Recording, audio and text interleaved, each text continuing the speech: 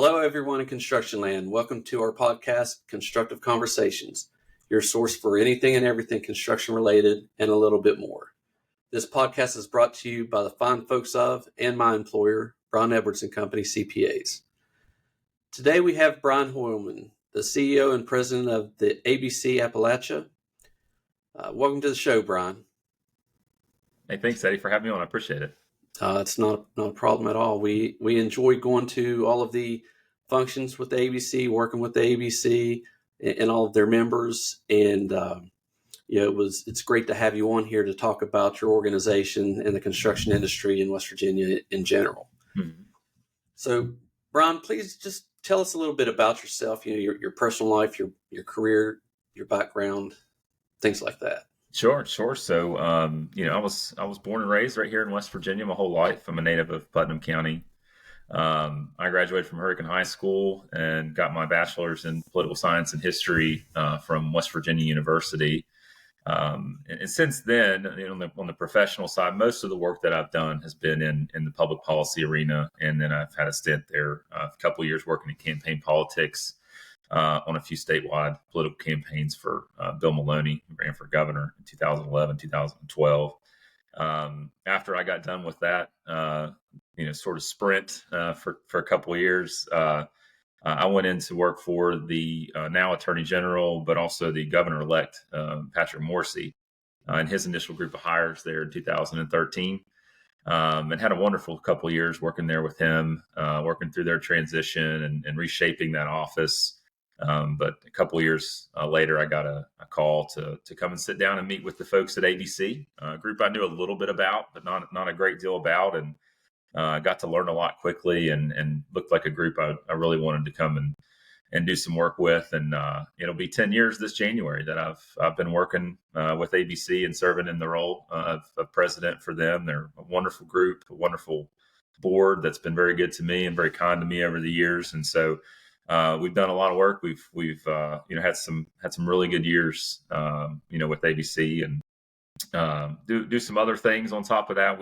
About 4 years ago, I started my own government relations and consulting firm, doing some additional contract work and things like that. And so I certainly stay pretty busy with all that, but also at the house with my wife, Mandy, and I, we have three children, a 10-year-old, an 8-year-old, and a going on 5-month-old. So we've got a brand new baby here, and they keep us busy. We like to, be involved with the community. My kids are involved in athletics. We like to hike and fish and hunt and, be outside when we can. And there's always something just about every day keeping us busy, keep us going, but that's part of the fun of it. So, that's me from 30,000 feet. You want to dive into anything else more specifically? I'm more than happy to. So, yeah. When we were up at the ABC Excellence and Awards banquet in Morgantown, mm-hmm. This past year, got to know a little bit more about your background. When Bill Maloney got up and spoke, and you got to introduce him and talked about your work with him, it was a real interesting conversation and speech from him, talking about the mine rescue that he was involved with in Chile, and just your work in general with his campaigns and in politics in general. But you mentioned Kimball Birch, and I'm sure that keeps you busy with the government relations and public relations work that you do. Mm-hmm. It sounds like just like myself, you lead a busy family life too. And I'll tell you, when that third one comes, that the gray hair comes even faster after that, as you can tell in my beard and in my head. But yeah, you've for as long as I've been back with Bryan Edwards, probably 6 or 7 years ago, you've been involved with the ABC, and got to know you a little bit through that. But it's good to have you on the show and let everybody else get to know more about you and your background and where the organization is going to come from. Yeah. But just jumping right off of the topic of you and into the organization itself, can you give the audience some more information on ABC Appalachia? The mission, the vision, affiliations, and all that. Yeah, of course. So ABC, we are a trade association. We represent primarily commercial and industrial construction companies, as well as a variety of members that support the industry through associate memberships such as Brown Edwards or law firms or accounting firms, engineering firms. We also have a lot of supplier members, equipment and material suppliers. But the bulk of the work that we do and service we provide is for those contractors. I mean, one distinction I think that's worth noting, because there's several groups out there. Most of our members are of the merit shop, or they're non-union companies, and so that's something that they rally around. And it gives us a little bit better direction and focus when it comes to certain things, particularly in the legislature, because there's obviously some very clear distinctions with regards to labor affiliation and policy that affects those types of things. And so while we've often been labeled anti-union, we're not at all. We certainly support people's right to choose to join a union, but we also try to work hard to protect our companies who choose not to. And try to make laws or influence the process with regards to laws so that they're fair and balanced and not tipped, one way or the other to provide any favoritism within the industry. And so that's a big focus of what we do with our political advocacy and public policy. But there's a variety of other services that we provide. Networking is certainly a big component of that. You mentioned the events that you've attended at ABC over the years.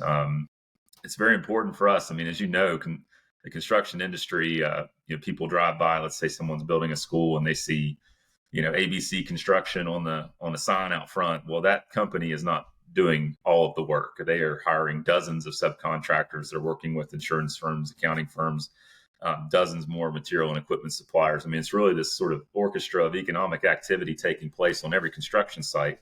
And so it's important for us to create a lot of opportunities throughout the year for our members to get together, to meet new folks, to give them opportunities to try to develop more business and learn while they're there. A lot of our events, and Brown Edwards has been a wonderful contributor to this. A great example being in 2018, it was right after they passed the Tax Cut and Jobs Act, which was in like November, December. We had the team from Brown Edwards down at our annual winter meeting at the Greenbrier in January, telling all of our members about how that law is going to impact their businesses. And sure enough, that room was packed because everybody wanted to hear from the accountants and see what the differences in the tax code were going to be.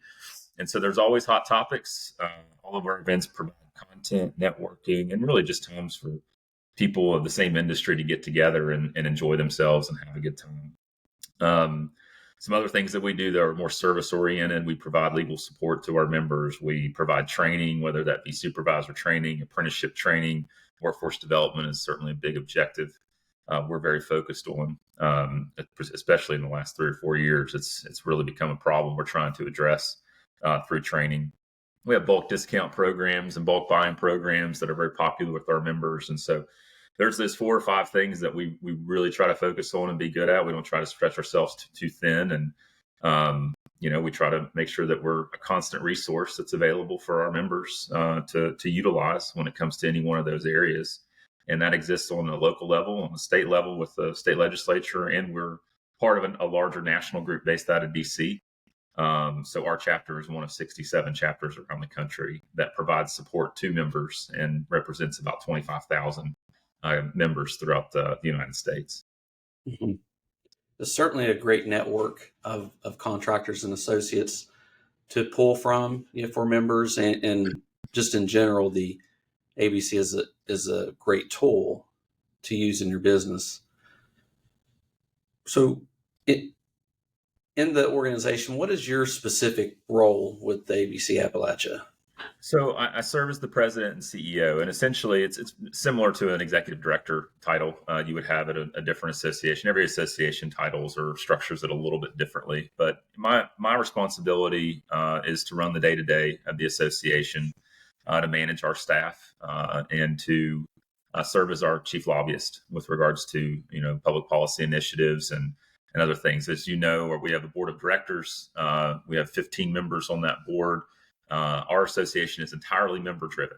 Those contractors and members of the board are the ones who, set the goals, the vision, the strategic plan for the association. It's my job to implement that on their behalf, to make sure that the committees they want to hear from are meeting, to make sure that the services they want for their fellow members are being provided, to make sure that the events we're holding are being done properly and well attended. And so there's a little bit of everything involved in a normal day for me, from marketing events, managing staff, doing financial work, reviewing invoices, to talking to lawmakers and dealing with my board or preparing them for a board. We just had a board meeting yesterday. So, there's a lot to it, but, it's really been a wonderful experience for me. And it really comes down to the members. They're just wonderful folks, guys I love going to bat for. I love being their representative.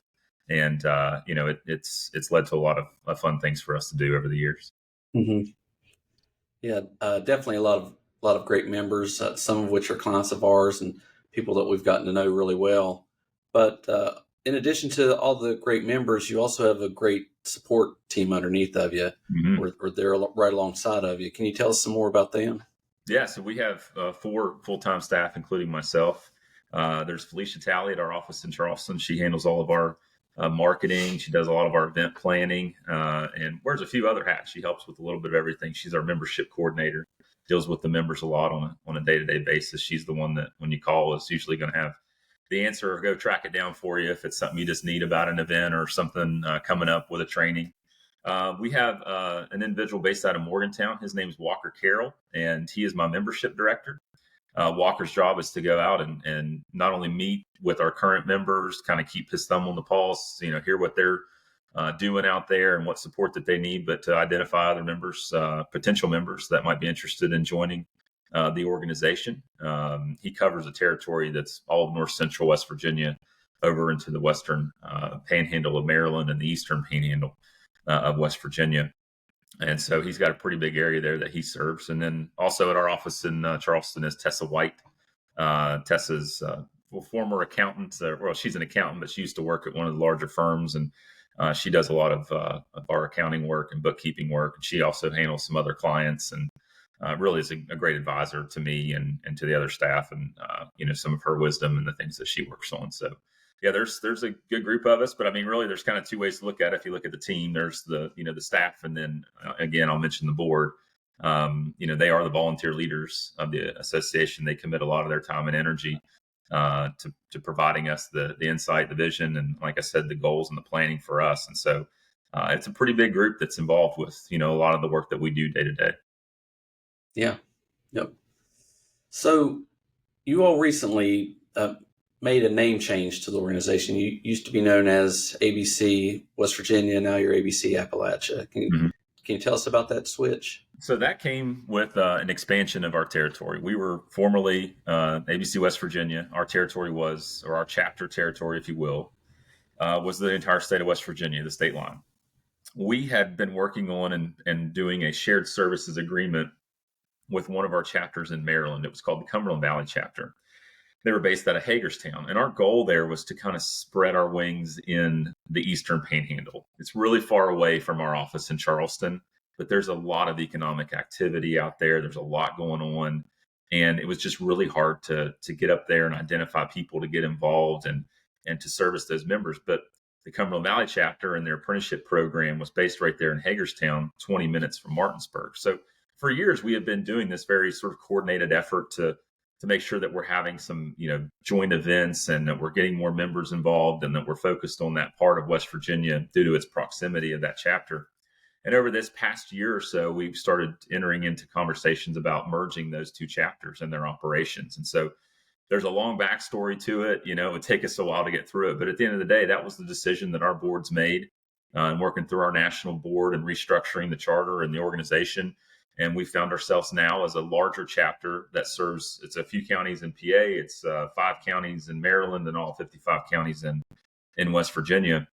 And we didn't feel that ABC West Virginia was necessarily the proper title for that. And so we looked at a number of different names, and we landed on ABC Appalachia, since all the counties fall into the Appalachia region. And there's a lot of commonality, even though we're across multiple states now. The Maryland members in that part of Maryland very much identify both culturally and professionally with a lot of the members we have in West Virginia. Mm-hmm. Now, that wouldn't necessarily be the case if we, had members in Baltimore, right? There's the way the economy works, the way the political scene is, the way all these things are. Everybody has a little bit of uniqueness to them when it comes to their chapter and how they operate. And so that was a name we felt really kind of encapsulated the way that our members operate and where they're from, and a clear distinction about the part of the country that they work in. So, yeah, well, I like the name. I'm glad it stuck. I think it rings true, like you said, to this region, this area, and the people in it. Yeah. But it's also a great pulling of resources between the two chapters to come together like that. Yeah.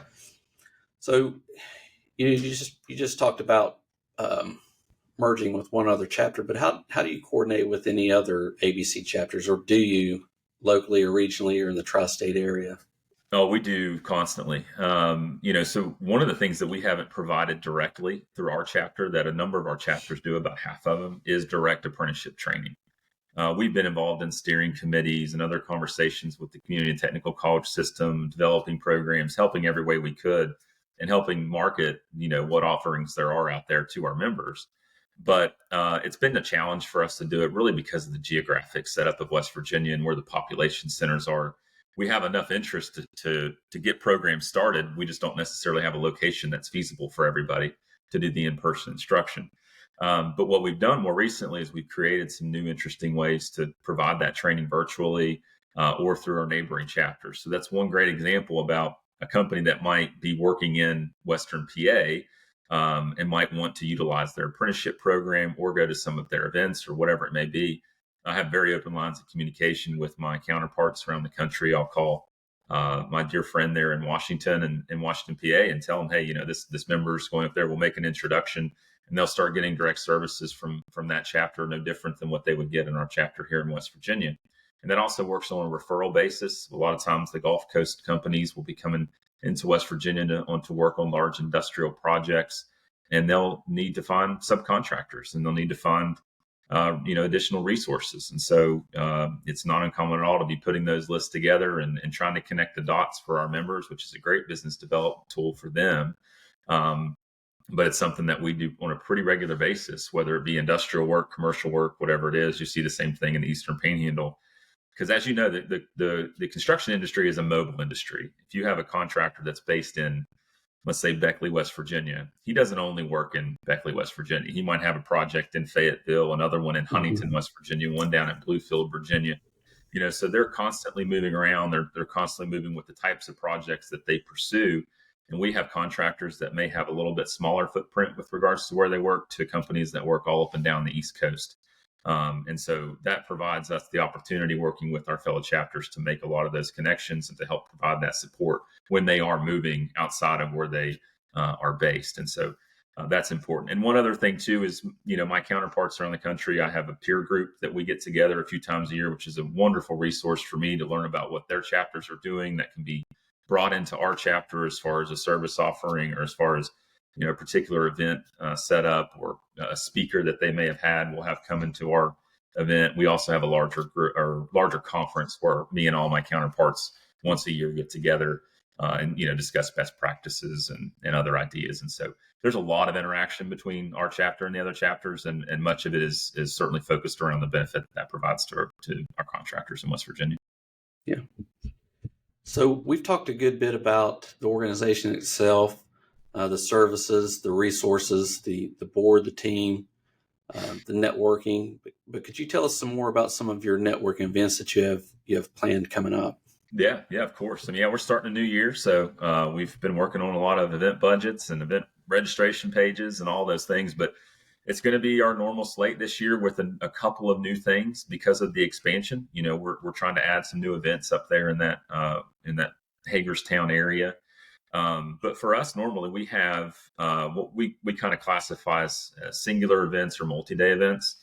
And our multi-day events are some of our more popular ones. It's also the one coming up the soonest, our Greenbrier meeting in January. It's called our annual winter meeting. We always do that in January. It's always right before the legislative session, which gives us a great opportunity to bring in lawmakers or state board of public works officers or department secretaries or whatever, to talk about the issues that we're going to be working on during that legislative session, and for them to meet and work with our members, and then bring in additional content like I referred to earlier. We also have a summer meeting. We typically do that at Snowshoe, which is a wonderful place to go and visit in the summer. And we also have a destination meeting where we try to get everybody together outside of the state lines of West Virginia or Western Maryland and go have a good time somewhere and then learn somewhere a little bit different.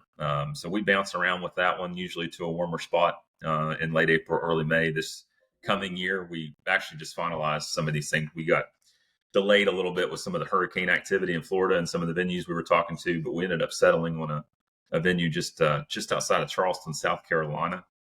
So that's where our members are going to be heading in May, and we'll have that information going out to them soon. But in addition to that, we have a couple golf outings. We have a sporting clays tournament. We have a fishing tournament. You mentioned our Excellence in Construction Awards Gala that we have in the fall every year. So there's a lot of activities that we like to put together and we work on throughout the year. And even smaller events. We have a lot of these little after hours types events, or we might rent the suite at a local ballpark and try to get 30, 40 of our members down for something like that. And so it keeps us certainly busy, but again, it's something that the members continue to attend and continue to attend more and more every year. And so we're looking for ways to improve them, but we always know how valuable it is to them based on the response that we get. So, right. And I've been fortunate enough to get to go to quite a few of your all's events. Hopefully the destination meeting might be on my agenda in the next few years. I'll try for that one. But they are great. They are great networking events, and you have. I was fortunate enough to get to speak at your summer meeting at Snowshoe this past summer to give a little presentation. But they're generally are good, informative sessions like that where members don't just go for networking, but they also get good information and benefit out of attending. Yeah. So we know that you have a political background and the ABC does legislative work. What are some of the current legislative priorities and even past legislative accomplishments that you could speak of? Sure. So, this coming legislative session, we have a few things that we're working on.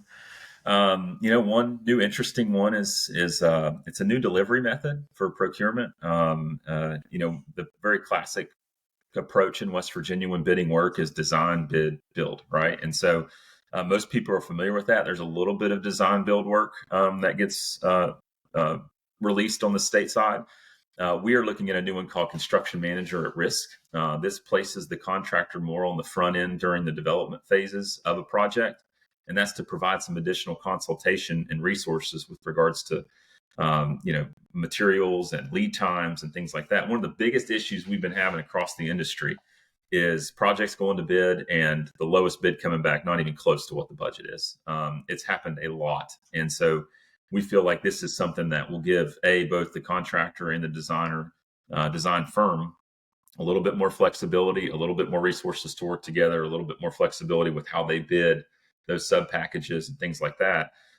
But also give them more information instead of just relying on some of the standard information that may be available and not knowing, okay, right now lead times on a rooftop HVAC unit is 18 months, which is crazy, but that's the reality that a lot of our guys are living in. And so that changes the cost, that changes the pattern of how that project's going to be worked and how it's going to be built. And so we've had a lot of stakeholder meetings recently. A dear friend of mine, State Senator Glenn Jeffries, has been organizing those. He's a contractor himself. So he's been getting the architects and the contractors and, the lobbyists in the room to talk about, how this is going to impact them and what's a piece of legislation we can put together right now you guys would all support and we can move forward with. And, that's the kind of due diligence that makes some of these things happen a little bit smoother. But we do have some other things that we're certainly focused on. Workforce development is a huge one. We do have a new governor being sworn in here in a few weeks.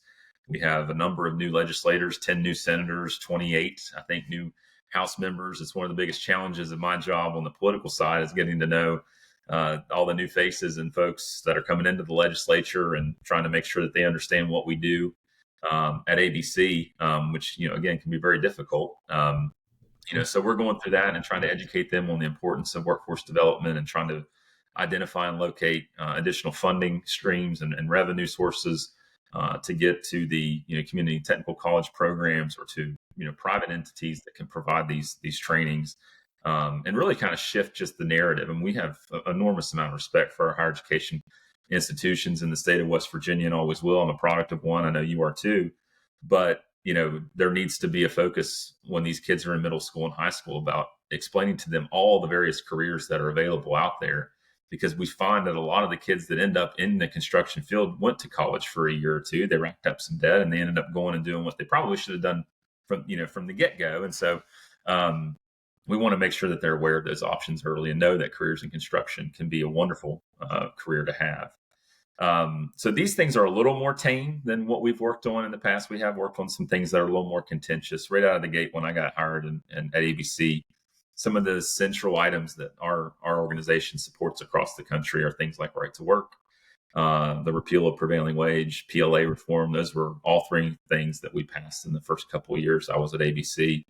And they were certainly big fights, but regardless of how contentious they were, it is something that our business organization and a lot of people in a variety of other business groups that we worked alongside on those efforts felt were important. We think the change in West Virginia from an economic perspective, signals that those things were positive, and that we shouldn't have compulsory union dues, or we shouldn't, put someone in a situation to, be terminated if they don't join the labor union. And again, some of these laws that have been very favorable to unions over the years that we've tried to manage and change a little bit here in the state of West Virginia. And so we've had some big victories. We've, been mostly playing offense, the last 7 or 8 years from a policy perspective, but occasionally something comes up. You've got to go in and do your best to make sure that it's either modified in a way to where your members are happy with it, or sometimes it just try to make it go away altogether and doesn't become law.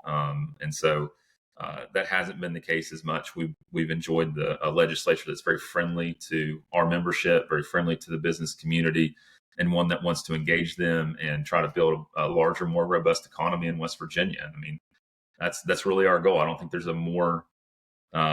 an industry that's more directly correlated with the economy than construction. If our guys are busy, if our guys are building things, if our people are working, if we're looking and we're hiring, then that usually means the economy is in pretty good shape. If we're laying people off, if we're not working, if we're, everybody's crowding into bid rooms, on state projects, and there's not a lot of private work out there, that's usually a sign times aren't very great. And so the last 5 or 6 years have been good years in the construction industry, and we're doing everything we can to try to make sure that continues. Mm-hmm. Yeah, unemployment in construction is, I believe, at a 25-year low. So the economy is definitely booming for construction, and there's a lot of work out there. A lot of money, federal money, that's passed on down to the state level and is being made available for these projects. So it's an exciting time, and I'll let you talk more about that here in a second. But it definitely seems like an exciting time to be in the construction industry. Mm-hmm. Real quick though, still on the topic of your organization, I just want to give you an opportunity to tell the audience what's the single, and maybe it's multiple, but what's the biggest value of being a member with the ABC, in your opinion? Yeah, it's hard to say that in a singular sense. Well, I guess it could, and I mentioned this earlier. I mean, ABC is a resource for its members, whether it's, the collective voice that we provide on legislative policy, or the services that we provide through training, or the opportunities we have, in bulk buying programs and other things because of that unified voice and because of that approach. But at the end of the day, and I tell this to members that, have, or companies that are interested in joining all the time, look at ABC as just a constant and valued resource for your company. It doesn't have to be you that reaches out to us. It could be one of your project managers, your estimators, one of the secretaries at your office. You need to find somebody that does this type of work, or a supplier in this part of the state because you haven't worked there before, then that's something we can help with. If you found yourself with a legal issue that you're needing to address and need a labor lawyer, we know all the best ones, right? If you have an issue at the Department of Highways and you don't know who to talk to, we try to connect the dots there.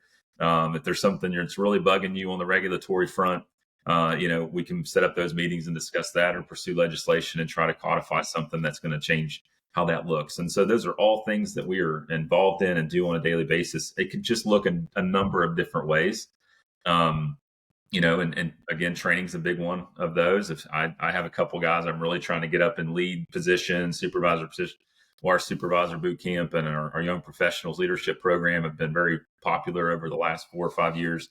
And so we give them opportunities to do that. So again, it can look a number of different ways, but it's really just that constant resource. And if you just don't know the answer to a question, you find yourself in a pickle or in a bind, give us a call. I mean, that's what we're there to do, is to try to find solutions. And it may exist on a legislative level. It may be a policy thing. It may be a regulatory thing or a rulemaking thing. It may be a training issue. It may be just simply making a referral.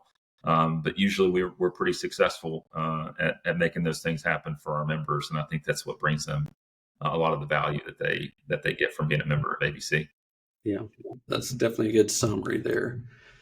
So jumping off of the topic of your organization and into the topic of the construction industry, what do you see as the biggest advantage to contractors right now? Well, I think there's a lot of optimism in the construction industry right now. It's been a good 4 or 5 years. There's, like you mentioned, there's been a lot of money on the street with regards to federal dollars and state dollars. But I mean, there's certainly been frustrations with, some of the regulatory practices and some of the approaches taken to some of those things.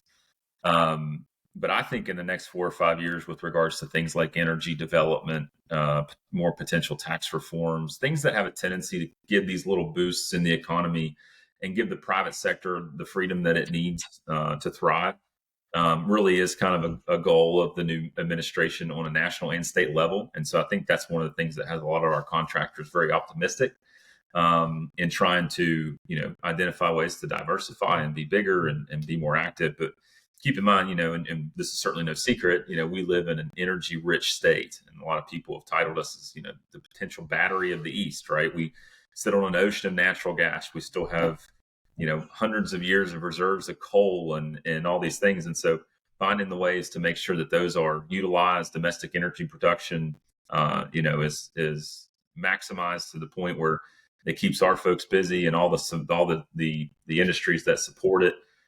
That leads to so many other things. And again, if the economy overall is strong, then that means the construction industry is strong.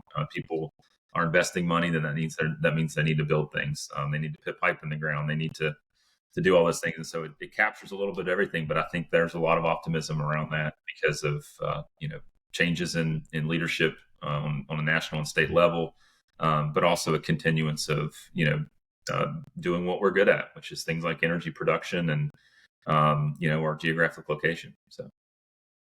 Yeah, it does seem like West Virginia is known for energy, and also, I know Senator Jeffries has been involved with economic development, and so have other leaders in the state, trying to bring in more businesses like Nucor and other areas, maybe the Eastern Panhandle side. But it seems like plant and manufacturing building is on the uptick or in the future. I know I attended a conference a month ago, a national conference, and one thing that they had talked about were the mega projects. And not that I believe we have a mega project going on currently, but the mega projects being the $1 billion project, which takes a substantial sized company to perform, but that also generates a lot of sub work and a lot of work underneath of that and an economy to the region. But they talked about how that wasn't going to dry up anytime soon. There are currently 14, I believe, mega projects going on right now. And a lot of that had to do with chip building or chip manufacturing, the manufacturing plants for chips. There's a big one in Columbus, that they're building right now. It's like $10 billion or something like that. I mean, huge. Hard to get something. It is. And to think that construction would dry up anytime soon, on the vertical building side, I think that would be naive to think that with all the technology manufacturing that's going to have to be built for plants and such.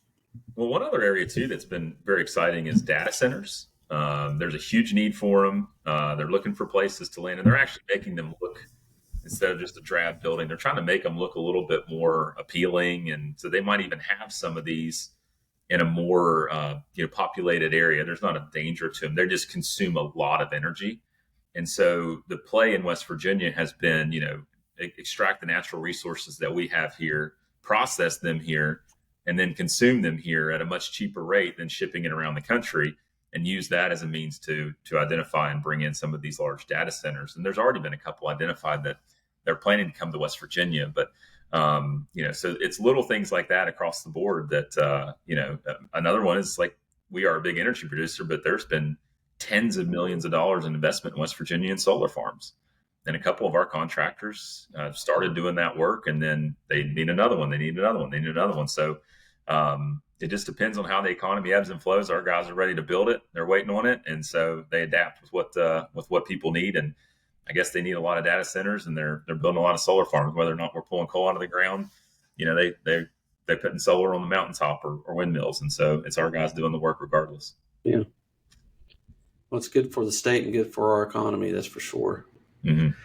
So we talked about advantages for contractors right now, but what do you see as some of the biggest disadvantages for contractors? Oh, I think it's workforce development is by far the biggest issue we face right now. We're approaching about 1 million job vacancies in the construction industry nationwide. It's over 900,000 now. While certainly employment's very low, there's every company could take on more work and could do more work. That makes the cost and time of doing work higher and longer.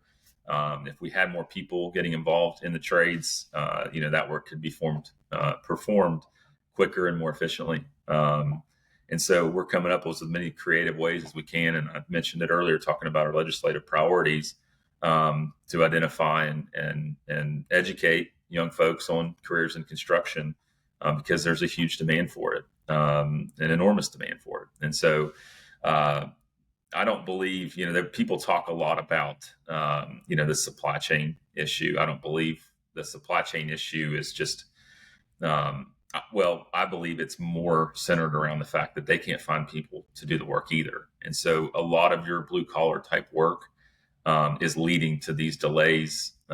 It's leading to slows in production, slows in shipping, which is making it harder for contractors too, when they need to get steel delivered or when they need HVAC units or they need chips, like you said, or certain products that include these chips that are taking forever to get processed and built and sent in. And so that's going to be, I think, a problem that's probably going to get a little worse before it gets better too. And that's unfortunate.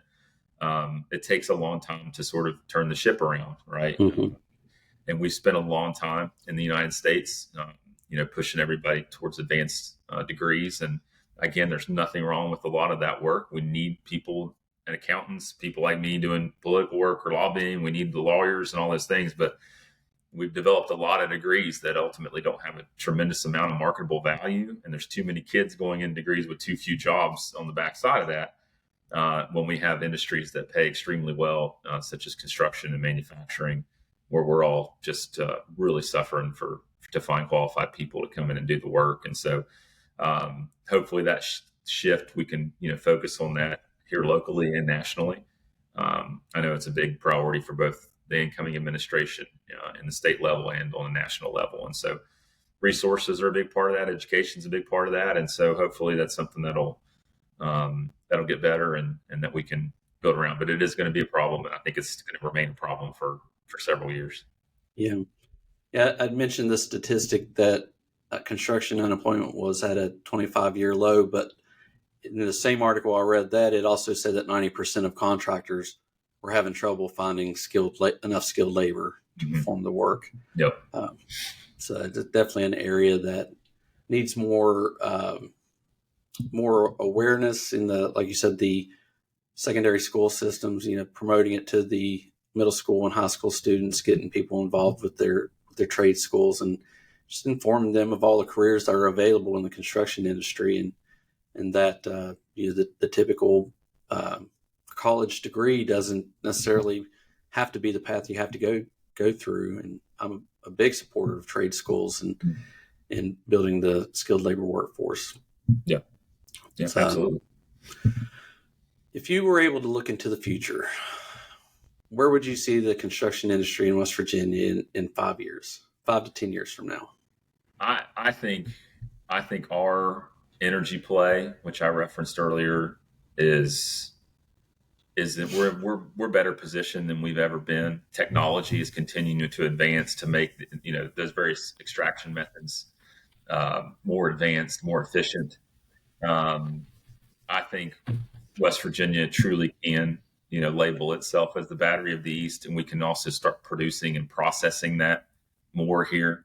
We love building pipelines. I mean, everybody does. That's a lot of money investment put in West Virginia, but we'd like to see less pipelines and more production facilities and more processing facilities here. And I think we have a tremendous opportunity. And based on some of the conversations that I've had with a lot of folks, there is a big interest in that with regards to storage, with regards to carbon capture and sequestration, with regards to, again, just energy production in general, and new methods of delivering that energy to consumers. And I think that it always goes back to that. I mean, there's a variety of opportunities. Like you mentioned, Nucor is an enormous facility that's going to be a huge employer in the state of West Virginia. I think there's more of that to come too, which is going to keep our folks busy. But I think our industrial contractors are going to see a lot of positive things, and there's a lot of emphasis on trying to really expand domestic energy production and focus on national energy independence. And I think it's going to be taken to the max over the next 4 or 5 years, and that's going to pay a lot of dividends for us in West Virginia and the energy-rich state that we are. Mm-hmm.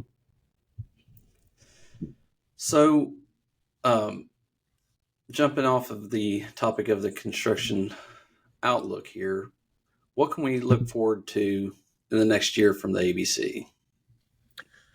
Well, it's an interesting year for us. It's that first year after this expansion, and so at our board meeting yesterday was a lot of we had to put together a lot of projections and a lot of financial projections, and there's a question mark around certain things and how they're going to operate.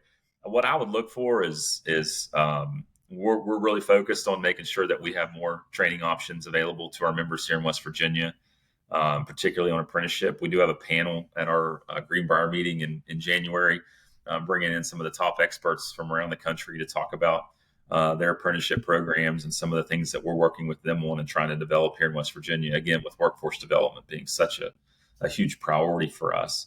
And so I see things elevating on the training front. Our events continue to be very popular and well attended. And so, we're excited about that, but it's going to be our normal slate of events there. So I wouldn't expect too much different, but I would expect it to be, a good time and a good learning experience, as it always is.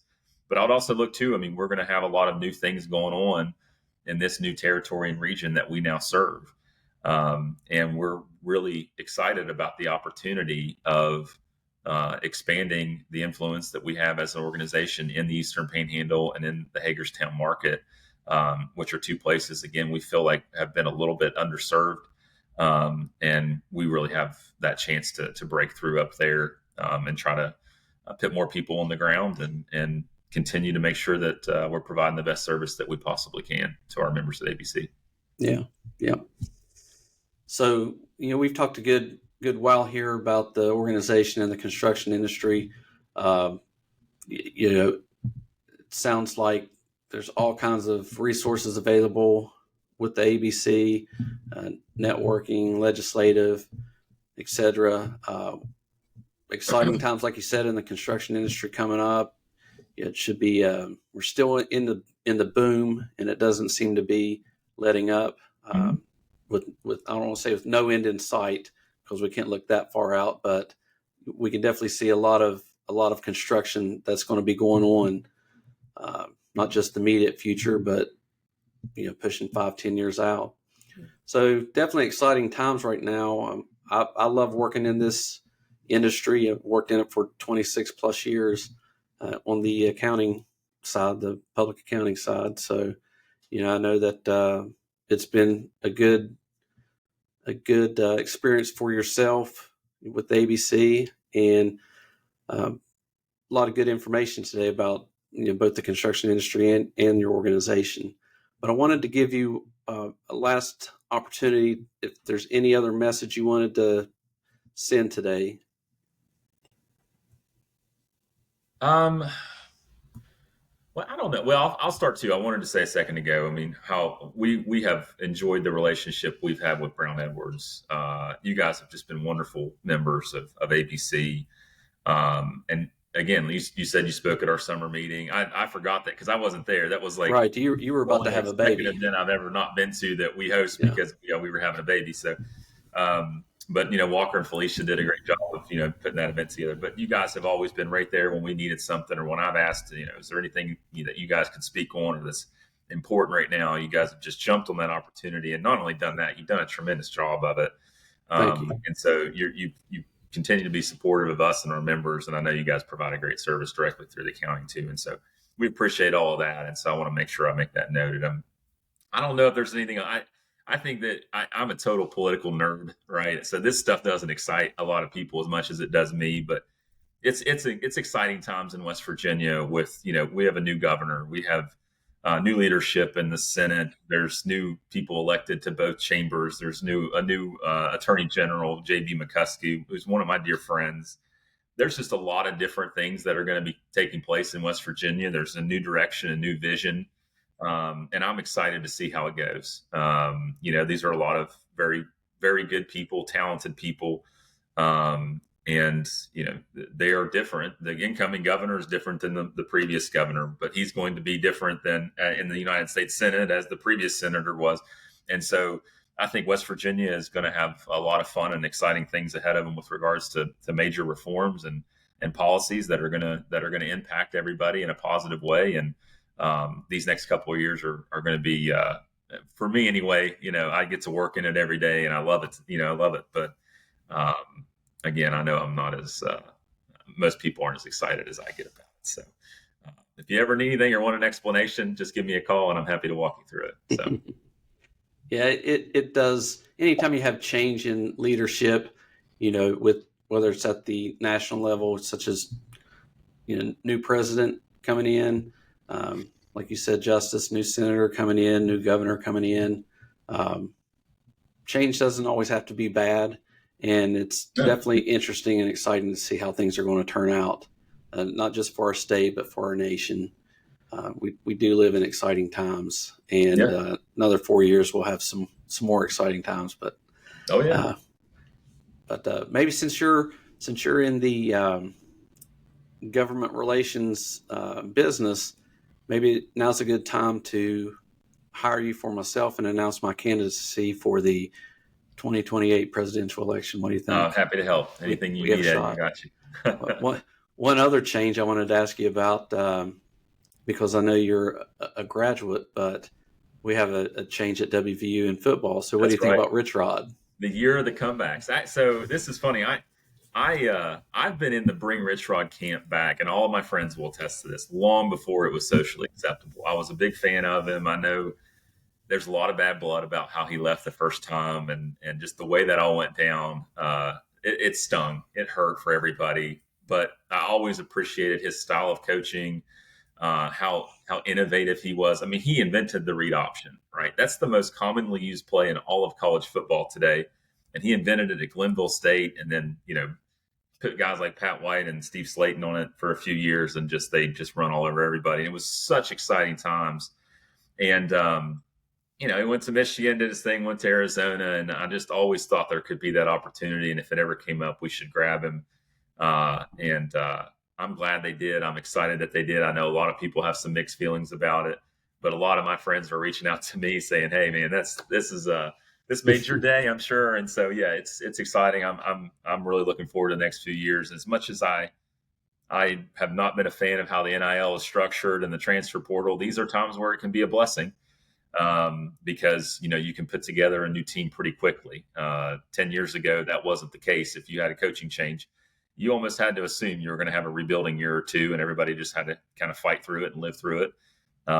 You see what Kurt Cignetti's done in Indiana, and how he built a pretty strong team pretty quickly, coming over from JMU. And I think Rich Rod has every opportunity to do that. And I'm excited to be here for it. As a huge Mountaineer fan, basketball and football and baseball, I'm tickled to death. So no, that's not everybody's case, but for me personally, I was excited. So yeah, my boys asked me how I felt about it, and I said, well, it's either going to be wildly successful, or it's going to be like one of those train wrecks that you can't take your eyes off of. So either way, it's going to be fun to watch. And I was excited, that not just that they hired him back, but also Marshall got a West Virginia guy and Tony Gibson. Wonderful hire. Yeah, Wonderful. So it's great for the state, both major programs. I think the publicity too. And let's say Rich Rod is successful. We all hope it will be. Even the naysayers, they want to win, right? I think if he is, there's the comeback story. Great publicity for the university and Pat McAfee and Pac-Man. A lot of these guys were big behind him, and they're just the justice or what they've been doing for the university through their efforts, their podcasts, their shows, all those things has just been tremendous. And so it feels like everything kind of clicked real good around that hire, and there'll be a strong buzz for a little while. I mean, obviously he needs to deliver, and the fans want wins. And that's what we're all hoping for. But there's just a lot of ancillary components to this too that I think are really positive for the university. So. Yes. Well, if there's anyone that needs to get a hold of you or anyone from the ABC Appalachia, what's the best way for them to do that? I'm always available. All of my information is on our website. My email address. You can reach out to me, call the office, call my cell phone, text, whatever works best for you. But we do have our website, abcwv.org. But look for that to change. It'll forward for a little while, but it is going to be abcappalachia.org. We were just putting the finishing touches on the new website here recently. And so we're excited to get that out. But check either one of those websites here as we go through that transition. You can get all of my contact information as well as all the contact information for our staff at the office. So. Good deal. Well, there you all have it. This wraps up another episode of Constructive Conversations. We want to thank our guest again, Bryan Hoylman, for being with us, and we hope to have you back again sometime.